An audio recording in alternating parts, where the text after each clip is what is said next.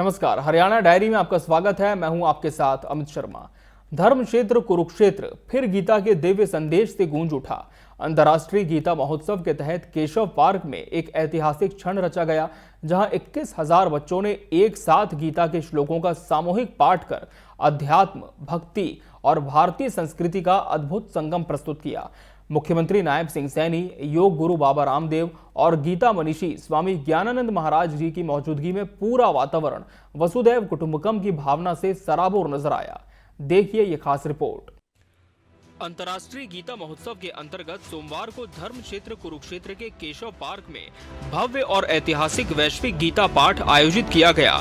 इस सामूहिक पाठ में 21,000 बच्चों ने एक स्वर में गीता के श्लोकों का उच्चारण कर वो दिव्य दृश्य प्रस्तुत किया, जिसने पूरे वातावरण को ज्ञान, भक्ति और अध्यात्म से सराबोर कर दिया। उन्होंने कहा कि इसी शुभ तिथि पर 5163 वर्ष पूर्व भगवान श्री कृष्ण द्वारा अर्जुन को श्रीमद् भगवत गीता का दिव्य उपदेश दिया, जिसका संदेश आज भी संपूर्ण मानवता के लिए पथ प्रदर्शक है। उन्होंने कहा कि गीता पाठ का महत्व केवल धार्मिक नहीं बल्कि वैज्ञानिक भी है। वेद, उपनिषद और गीता के मंत्रों के उच्चारण से उत्पन्न होने वाली सकारात्मक ध्वनि तरंगे मन और मस्तिष्क को शांति प्रदान करती हैं, विचारों में नैतिकता लाती हैं और व्यक्ति को नई ऊर्जा प्रदान करती हैं।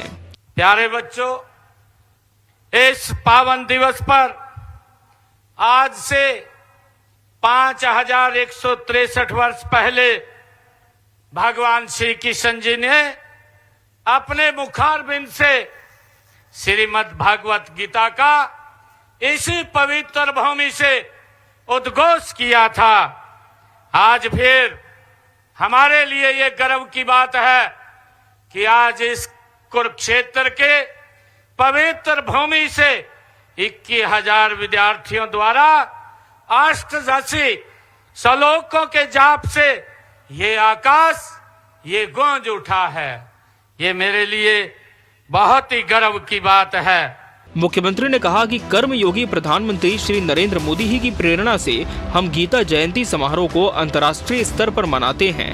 उन्होंने वर्ष 2014 में अमेरिका की अपनी प्रथम यात्रा के दौरान 19 सितंबर 2014 को अमेरिका के तत्कालीन राष्ट्रपति बराक ओबामा को भी श्री महादेव देसाई द्वारा लिखित पुस्तक the Gita according to Gandhi भेंट की।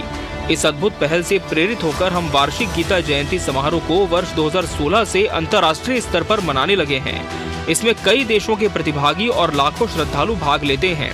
प्यारे बच्चों, उन्होंने वर्ष 2014 में अमेरिका की जो उनकी प्रथम यात्रा थी, इसके दौरान 19 सितंबर 2014 को अमेरिका के तत्कालीन जो राष्ट्रपति थे बराक ओबामा, उनको ये गीता भेंट किया था। उन्होंने अमेरिका के राष्ट्रपति को श्री महादेव देसाई की द्वारा लिखित पुस्तक the Gita according to Gandhi भेंट की थी और इस अद्भुत पहल से प्रेरित होकर हम वार्षिक गीता अंतर्राष्ट्रीय गीता जयंती समारोह को वर्ष 2016 से अंतर्राष्ट्रीय स्तर पर मनाने का निर्णय ये हमने किया है।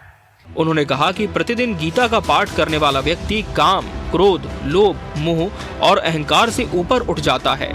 गीता का प्रत्येक श्लोक ज्ञान का दीप है और प्रत्येक अध्याय जीवन का मार्गदर्शक। भगवान श्री कृष्ण द्वारा दिया गया कर्मण्येवाधिकारस्ते का उपदेश व्यक्ति को कर्तव्य पालन के मार्ग पर अग्रसर करता है और समाज में अनुशासन और संतुलन स्थापित करता है।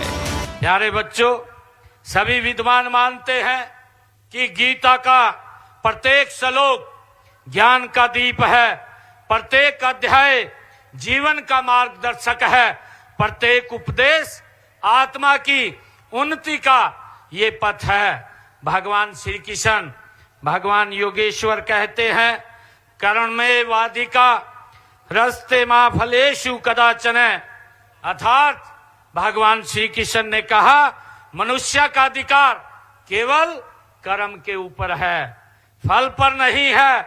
यदि शिक्षा मनुष्य को निराशा से निकालकर कर्तव्य पालन की ओर अग्रसर करती है, तो यदि समाज का प्रत्येक व्यक्ति इस सिद्धांत को अपने जीवन में उतार ले तो समाज में अनुशासन, समरसता और संतुलन स्वतः ही स्थापित हो जाता है। बहरहाल धर्म क्षेत्र कुरुक्षेत्र में आयोजित ये वैश्विक गीता पाठ सिर्फ एक आध्यात्मिक अनुष्ठान नहीं, बल्कि भारतीय संस्कृति, विचार और वसुधैव कुटुंबकम की भावना का जीवंत प्रतीक बनकर सामने आया। 21,000 बच्चों की एक स्वर साधना ने विश्व को ये संदेश दिया कि गीता का ज्ञान आज भी मानवता का मार्ग प्रशस्त करने की क्षमता रखता है। Bureau report, TV 24 news, Haryana. Haryana diary में फिलहाल आज के लिए इतना ही। मुझे और पूरी टीम को दीजिए इजाजत। नमस्कार।